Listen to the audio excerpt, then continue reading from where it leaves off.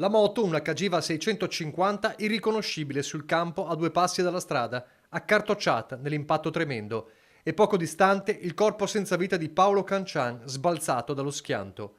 Dall'Emilia-Romagna a Gruaro la notizia è arrivata in poco tempo, lasciando la comunità attonita, perché Paolo Cancian, ingegnere 25enne, era il più piccolo dei 4 figli dell'imprenditore in pensione Andrea Cancian e nonostante la giovane età era già project manager nel settore auto alla Lamborghini a Sant'Agata Bolognese.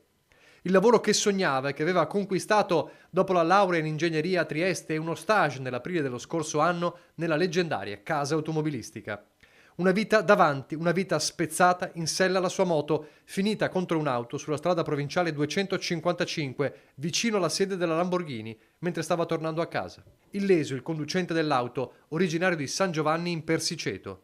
L'impatto ha distrutto la moto del 25enne schizzata sul campo adiacente, così come l'auto. Dinamica del sinistro al vaglio dei carabinieri. Sul posto, oltre a loro, sono intervenuti i vigili del fuoco, i sanitari del 118 e l'elisoccorso. Purtroppo per il giovane motociclista non c'era nulla da fare.